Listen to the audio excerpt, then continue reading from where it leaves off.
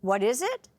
It's breadfruit, a food staple that's on the rise, and Conor Knighton is spreading the word.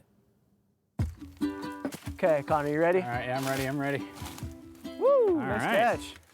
In the Hawaiian town of Hana, on the island of Maui, bread grows on trees. In a manner of speaking, at least. This is what's known as breadfruit. Typically green and scaly on the outside, white and smooth like squash on the inside. It's a starchy member of the fig family that's similar in taste to a potato and smells like fresh-baked bread when cooked. But outside of Hawaii, you're not likely to come across it in most American grocery stores. Breadfruit is a tropical tree. It's something that you won't find on the mainland United States, unfortunately, but it's a very important starch to those of the Pacific.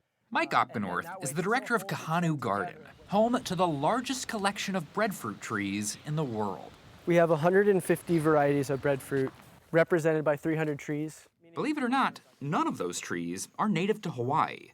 Just like bananas, coconuts, and sugarcane, breadfruit is what's known as a canoe plant, first brought to Hawaii centuries ago by Polynesian explorers. Hawaiian culture, Tahitian culture, Samoan, we are all connected, not only through the Pacific, but through ulu. You know, Ulu is the Hawaiian word for breadfruit. Hawaiian Ibo Milo grew up eating it. Breadfruit's reach expanded in the 1700s when Europeans took the tree from Tahiti to their Caribbean colonies. You've given your last command, Bly. You may recall the infamous 1789 mutiny on the HMS Bounty from history class, or from films like this one, starring Marlon Brando. But folks often forget the entire reason the Bounty sailed from England in the first place was all about the breadfruit. The British were looking for a cheap food to support their growing slave trade. Nobody's ever heard of this before, then? No one ever heard of the potato until Sir Francis Drake brought it from South America. It altered European economy. Breadfruit may alter it again. This one right here and this one here, the white variety, they were two of the 5 varieties that Captain Bligh collected in Tahiti. Diane Rigoni is the director of Hawaii's Breadfruit Institute.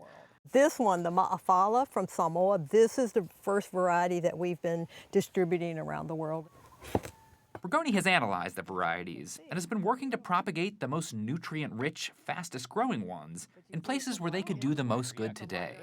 There are about 1 billion hungry people on this planet, 80% of whom live in the tropics. And breadfruit grows in many of those tropical areas. Worldwide, breadfruit still isn't all that popular. It's big in Barbados and has inspired a hit song in Jamaica. Breadfruit. You want breadfruit?